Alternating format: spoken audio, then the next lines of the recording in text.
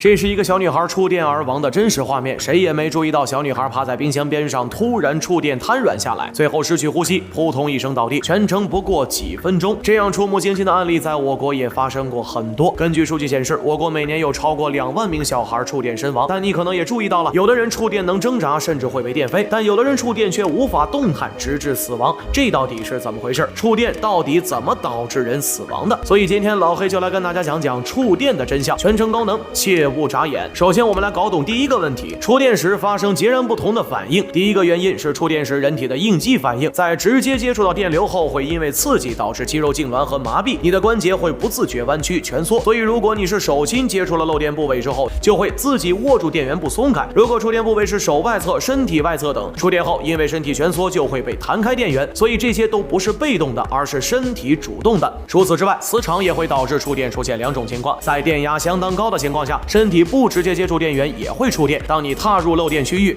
你身体里的磁场和电流磁场会相互排斥，于是产生你被电飞的情况。而如果某一区域因为电线漏电并接触了地面，那此时大地也充满了电压。如果你2只脚一前一后的站在了这个区域，从而产生了电势差，电流就会在你的身体里形成通路。这种情况下，你被电了之后就会全身僵直，无法动弹。那么下一个问题，人被电后多久会死？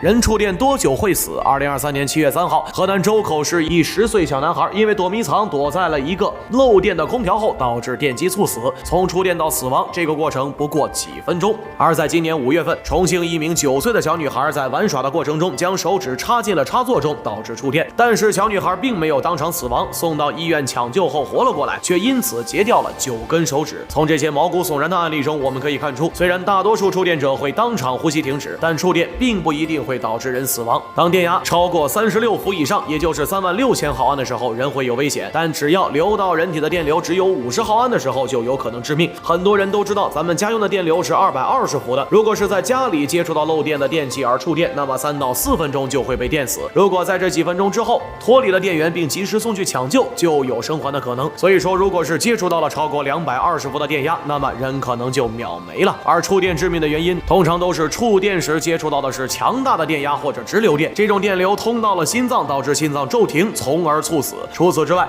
当电流流通到身体各个部位的时候，也会损害其他的组织器官。电流高的时候，也会导致人器官衰竭、器官损伤。这种情况如果抢救不及时，也会导致人死亡。而像前面那种9岁小女孩截肢的情况，则是因为强大的电流导致了人体产生了巨大的热量，皮肤和组织从而被烧伤。这种情况基本会选择截肢。那么我们现在再来了解一下，触电时到底该怎么自救和救别人呢？触电时到底要怎么自救和救别人？这是发生在2020年7月的一场真实案例。一名小女孩在公园玩耍时不小心掉进了景观河中，结果景观河中漏电，小女孩被电得一直惨叫和痉挛。有3名大人听到后慌忙下水救人，结果4人全部触电，最后2死2伤。这起案例就是活生生的错误做法。当发现有人触电时，很多人的第一反应就是赶快救人，于是毫不犹豫地伸手去拉。而致命的就是这个伸手拉的动作。别人在触电的时候是绝对不能用手去接触触电者，因为人体是能导电的。你接触触电者就相当于让自己成为了另一个电路，电路会从触电者的身上流到你身上，导致你也触电。而正确的做法是在发现有人触电时，迅速寻找电源源头，然后关闭电闸。如果没有电闸，就赶紧寻找周围有没有不导电的物体，比如木棍、竹竿、橡胶包裹的物体等等，用这些绝缘的物体将触电者和电源完全分开。但切记，在触电者和电源分开之后，你也不能马上接触触电者，一定要确定完全断电了才可以触碰，然后再拨打急救电话等待救援。而如果触电者是自己的话，大家可能会更加慌张，这是无可避免的。被电之后全身麻痹，根本不知道该咋办。但其实在触电的前几秒，人还是有意识的，在这几秒内你要尽力呼救，让周围的人注意到你，然后来救你。没人来救你的话，你就用没接触到电源的一端抓住绝缘物体，或者用力在地上躺打滚，或者用脚猛踹墙壁，这样能够帮助自己脱离电源。我是老黑，你不知道的小知识都由我来告诉你，欢迎评论、私信轰炸，咱们下期再见。